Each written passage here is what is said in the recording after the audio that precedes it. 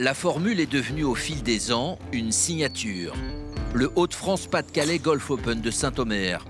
Seul tournoi mixte du calendrier, réunit désormais pendant 3 jours début septembre les femmes du Let Access Series et les hommes de l'Alps Tour.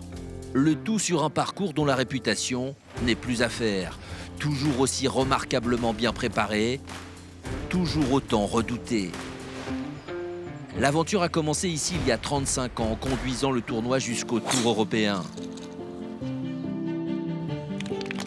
De grands noms du golf européen ont arpenté ces fairways.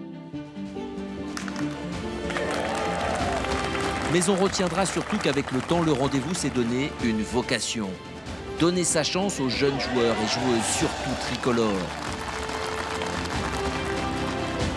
Sur les 130 engagés de cette édition 2025, une quarantaine de Français et des profils complètement différents qui racontent la passion du jeu, les espoirs, les victoires, les difficultés aussi parfois. À Saint-Omer, cette année, on a retrouvé Robin Roussel, dernier vainqueur français du tournoi. C'était en 2019. C'est la première fois qu'il remettait les pieds ici depuis sa victoire. 6 ans se sont écoulés, mais il n'a bien sûr rien oublié. C'est ma seule victoire sur le Challenge Tour, donc en plus c'est ici en France, dans le Nord. Il y avait beaucoup de monde qui était là pour me supporter, donc ouais, je l'ai toujours en tête. C'est ma première sur le Challenge Tour, donc je la garderai toujours en tête forcément. Et en plus c'était un moment spécial parce que ça faisait plusieurs fois que je tournais autour. Enfin, je jouais très bien en ce début d'année-là. C'était la semaine qui a un peu concrétisé toute la bonne période du début d'année et ça m'a vraiment permis de jouer la fin de l'année beaucoup plus détendu pour valider cette carte sur le Tour européen.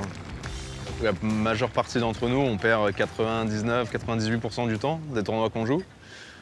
Les meilleurs d'entre nous, quand tu vois Scotty, même Scotty, il perd plus de fois que ce qu'il gagne. Donc c'est sûr que quand tu gagnes, c'est un sentiment hyper particulier de te dire que tu as battu les 155 autres joueurs.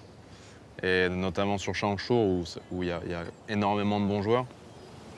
Le coup qui me reste, c'est mon coup de sandwich du 18 parce que je ne savais pas trop quoi faire, si je devais attaquer le drapeau ou si je devais faire 4 et le laisser faire 2 potes à 3 mètres. Et j'étais avec mon ancien agent de l'époque qui me cadayait et qui m'a dit fais-toi plaisir, va dans le drapeau. Et je tapais mon coup de sandwich et je l'ai mis à 20 cm, je pense. Mais j'étais dans le rough, il y avait 40 km/h de vent. Je savais même plus ce que je faisais, honnêtement.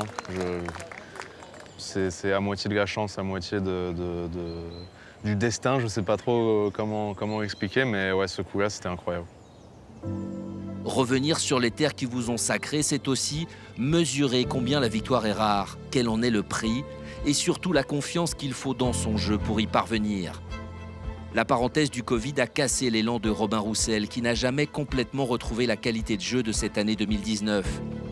Victime de problèmes physiques ces dernières années, il revient petit à petit à son meilleur niveau, en se remémorant ce qui lui a permis de connaître le succès. Depuis quelques années, j'essaie juste de me remettre dans cette dynamique-là et c'est difficile. Pour l'instant, j'y suis pas encore... Même si voilà, je joue un peu mieux quand même ces quelques derniers mois. J'ai retrouvé un peu de confiance en moi parce que le truc qui est très dur, en fait, c'est de recréer de la confiance. Voilà. Je me rends compte que juste en jouant le parcours aujourd'hui et hier, je me suis rendu compte qu'il y a des coups aujourd'hui que je peux plus faire que je faisais en 2019. Il y a des coups là, que je me suis retrouvé sur le parcours et je me suis dit mais comment je faisais en 2019 pour taper un coup comme ça. L'attaque du green du 7, je me rappelle, il y avait de l'eau à l'époque au 7 et en limite à 2 mètres du green à gauche. Et je me rappelle que le dernier jour avec Richard Blanc, j'ai mis le coup de bois 3. Je suis allé chercher green avec le bois 3. Aujourd'hui, je me suis dit, mais t'étais inconscient de faire ça. Et ça, c'est juste une histoire de dynamique et de confiance. À Saint-Omer, cette année, Robin Roussel a rendu 2 cartes légèrement au-dessus du par pour finir la compétition à +3. Ce retour fut aussi l'occasion de saluer l'organisation du tournoi.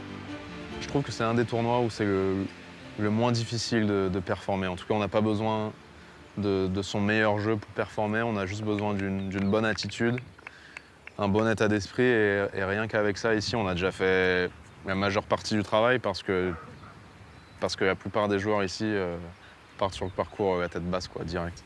Ça a toujours été un tournoi où le public a beaucoup soutenu les joueurs français. Donc ça, c'est hyper spécial pour nous. Des gens comme Jean-Jacques Durand ou même Jean-Claude Forestier au Vaudreuil J'espère qu'on réalise vraiment la chance qu'on a d'avoir ces tournois-là en France, parce que je suis pas sûr que ça se fasse beaucoup ailleurs, quoi. Donc ouais, pour toutes ces raisons-là, Saint-Omer, ce sera toujours spécial, ouais, pour nous. Permettre aux joueurs français d'exister sur la scène européenne, devenir un rendez-vous reconnu dans le calendrier, c'était l'un des objectifs de Jean-Jacques Durand, le fondateur du Hauts-de-France-Pas-de-Calais Golf Open, quand il a imaginé le tournoi. 30 ans plus tard, le pari est gagné. Les jeunes ont besoin de tournois. Et là, en étant Alps Tour et les TAS, on s'occupe des jeunes et on leur donne le tremplin pour passer sur le Challenge Tour, sur la division supérieure pour le LETAS, et on leur permet d'accéder aux tournois principaux. Mais après être passé ici, il y a des gens qui sont arrivés à un très haut niveau sur le circuit international. Et ça nous rend fiers de ce qu'on a fait. Saint-Omer, on l'aura compris, est un tremplin. Céleste Darlois n'était pas encore née quand l'Open a vu le jour. Et pour cause, la nordiste encore amatrice vient de fêter ses 16 ans et bénéficier cette semaine d'une invitation. Licenciée à Brigode, dans la banlieue lilloise, elle était cadéillée par son père, Franck. Dans des conditions météo difficiles, Céleste a souffert la première journée avant de rendre une jolie carte à +1 le lendemain. 2 jours au contact des meilleurs et une étape qui compte dans le chemin qui doit la conduire vers le haut niveau. C'est vraiment, vraiment dur. J'ai passé 9 trous sous la drache, le vent, c'était vraiment la tempête, quoi. Mais du coup, en soi, on apprend comme ça. Donc c'était vraiment une grosse bataille aujourd'hui. Il faut faire quand même des bonnes choses. C'est une expérience, donc c'était vraiment cool en soi. J'ai fait du golf au début, c'était pour m'amuser, c'était une fois par semaine avec les copains-copines. Et ensuite, j'ai pris goût à la compétition à peu près vers mes 10 ans, je dirais. Après, j'ai enchaîné au niveau national, régional, ensuite national et après international, un peu plus maintenant. Et voilà, je continue, c'est pas fini. J'adore ce sport, je vis de golf en fait. Je passe ma vie à faire du golf et je regrette pas. Pour le futur, j'aimerais partir aux États-Unis, faire une fac pour combiner études et sport. Mon rêve en fait, c'est de passer pro. Donc c'est aussi pour ça que je suis hyper contente d'être ici, pour pouvoir me donner un peu un avant-goût de ce que ça peut être. J'ai eu la chance de jouer déjà ce tournoi l'année dernière et ça m'a vraiment appris beaucoup. Dans tous les cas, ça reste toujours bien de jouer avec des filles des prouettes en fait. C'est vraiment admirable de les regarder jouer. J'ai une partie très sympa aujourd'hui et j'apprends beaucoup. Peu importe le score finalement, on apprend toujours. C'est vrai que c'est toujours un jeu, on essaie toujours de s'amuser, mais moi en général je dis tout le temps que je m'amuse mieux quand je joue bien. Donc bon, j'essaie de faire de mon mieux, quoi. Quand elle a cet objectif le matin, quand elle se lève, c'est vrai qu'elle vit golf, elle sait qu'elle doit aller à l'entraînement. Là, avant le tournoi, mercredi 7h, elle était prête, elle est allée jouer au golf de 7h à 10h. Après, elle avait des cours avec le CNED. Donc elle s'organise de telle façon pour jouer au golf tous les jours, quasiment tous les jours, avec des repos, parce qu'elle aussi, elle a une vie de jeune fille et d'adolescente. Donc c'est aussi bien de ne pas couper le lien social avec ses amis. Et donc c'est un équilibre. C'est pour ça que nous, parents, on doit veiller à tout ça, à cet équilibre. Et c'est super important si elle veut aller loin, à mon avis. Le soleil, le vent, la pluie et les orages. En 3 jours, le Hauts-de-France-Pas-de-Calais Golf Open version 2025 en aura vu de toutes les couleurs. Au matin du 3e et dernier jour, le ciel est menaçant et les parties commencent sans que l'on sache avec certitude si elles iront au bout. Côté masculin, c'est un Français qui a placé son nom en tête du leaderboard après 2 jours. Quentin Debove a pris les commandes après une belle carte de -5. À 23 ans, celui qui rêve de circuit américain occupe les premiers rangs de l'Alps Tour. Sa belle saison n'attendait qu'une victoire. Elle va arriver dans de drôles de conditions puisque le 3e tour n'ira pas à son terme. Jeu suspendu en raison d'un orage puis définitivement arrêté.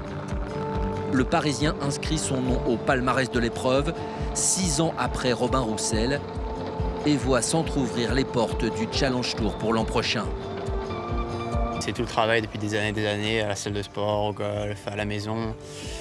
Tous les sacrifices de tout le monde et c'est vraiment cool que ça paye, en plus à la maison en France, donc c'est quand même assez sympa de gagner ici. Après la façon est un peu particulière, mais bon, on prend et le plus important c'est d'avoir le nom en haut du leaderboard. Dans le top 10 final, on retrouve 2 autres Français, Augustin Ollet 3e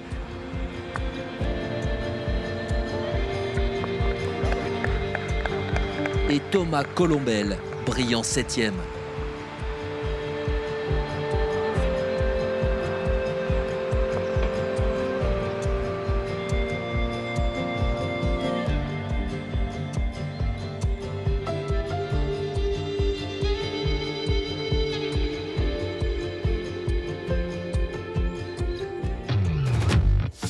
Dans la compétition féminine, il fallait suivre les parties de Lucie Malchiran pour accompagner la meilleure française à Saint-Omer. Elle qui pointait à 5 coups de la tête au soir du deuxième tour aurait pu se mêler à la bagarre pour les premières places. Mais le tournoi sera donc amputé de sa dernière journée et Lucie Malchiran ne pourra faire mieux que 8e. Égalité à -6 après les 2 premiers tours, l'Islandaise Raga Kristíndóttir et la Mexicaine Fernanda Lira ont elles aussi été privées d'un vrai 3e tour. Mais pas d'un dénouement, un club à la main, puisque tout s'est joué lors d'un play-off. 2 candidates pour une victoire, un épilogue à suspense. Le Hauts-de-France-Pas-de-Calais Golf Open s'est donc joué sur un trou pour le tournoi féminin.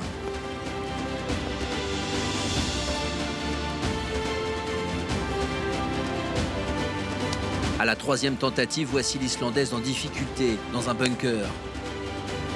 Elle mettra 2 coups pour en sortir et laisse finalement la possibilité d'un dernier putt vainqueur à son adversaire mexicaine.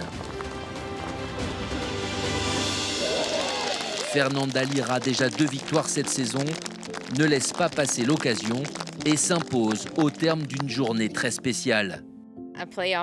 Une victoire en play-off est quelque chose de très spécial, effectivement. Vous jouez contre une seule adversaire, sur un seul trou, et non sur tout le parcours. Donc il faut être très solide. C'est ma 2e victoire à l'issue d'un play-off cette saison, donc je suis vraiment très heureuse. Top 10 très international pour le Let Access Series à Saint-Omer, avec une Française donc, Lucie Malchiran 8e. Marqué par une météo capricieuse, le Hauts-de-France-Pas-de-Calais Golf Open de Saint-Omer, seul tournoi mixte du calendrier, aura donc couronné 2 beaux vainqueurs et tenu ses promesses. Rendez-vous est déjà pris pour 2026.